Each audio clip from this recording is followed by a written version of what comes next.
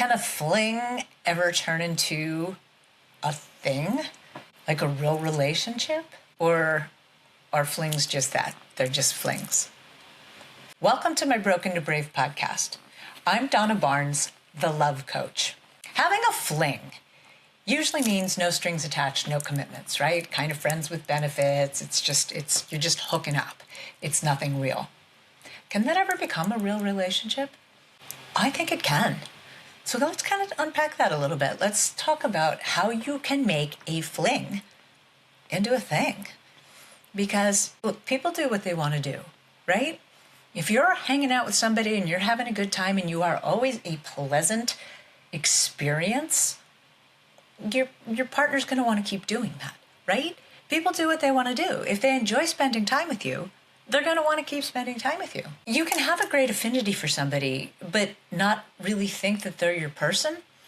So you kind of discount that. But you can subtly put a new idea in your partner's head if you now think that it actually could be a really good relationship. And I don't mean by being manipulative. I just think your thoughts create your feelings. So if you've started on the basis of, yeah, we're really not right for each other, we're just hooking up and this is just a fling, and now you think you really want it to be a thing, you can start changing the dialogue a little bit. I don't know that you should just come out and say, hey, I'm developing feelings for you, because that can really push the other person away if they're not. You have to kind of develop that idea for them. Giving your person space to live their life and be the person that they need to be without constantly inserting yourself is good in the beginning of any relationship, but most definitely if you're just supposed to be a fling.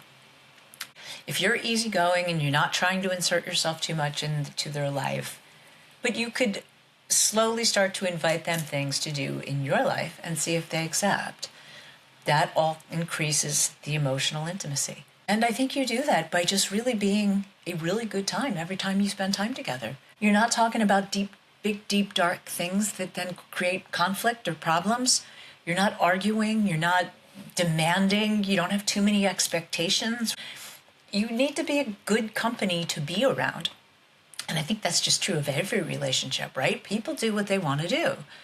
If you're fun to spend time with, people will want to keep spending time with you. That's not to say you don't get your needs met, but you do that in a way of being friendly and cordial and making behavioral requests of things that you would like in a very light, airy way. You don't want to be high maintenance, right? Being high maintenance is a turnoff for most people. Just go with the flow is the way to make a relationship more of a relationship. Easygoing, fun. Eventually you can slowly start to make them change their mind. Look, sometimes you meet somebody and you just don't think that they're the right person for you, but you have a lot of affinity for them and you enjoy spending time with them. Hang in there with that.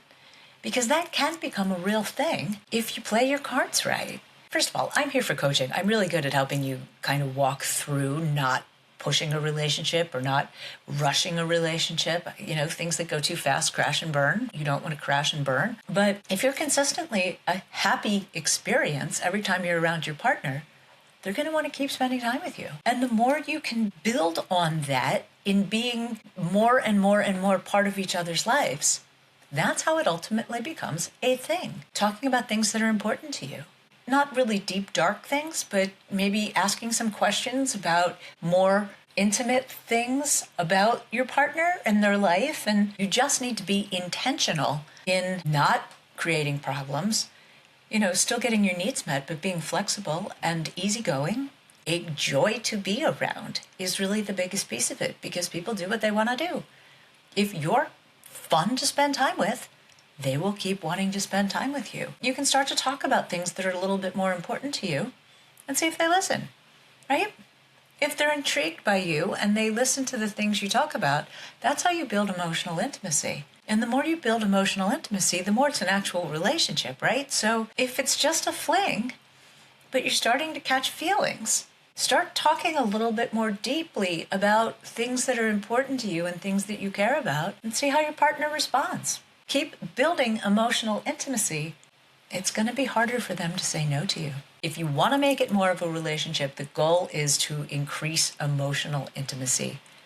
And you do that by spending quality time together and having deeper conversations about things that are important to you and things that you really enjoy, and sharing that with your partner and remembering the things your partner says to you. And little by little, invite them to do things in your life slowly so that they start really enjoying your company. And then you're hard to say goodbye to. I think you can turn a fling into a thing. Leave me your comments. Have you done that? Would you like to do that? Are you in that situation now? Thanks for watching. I'll see you in my next episode.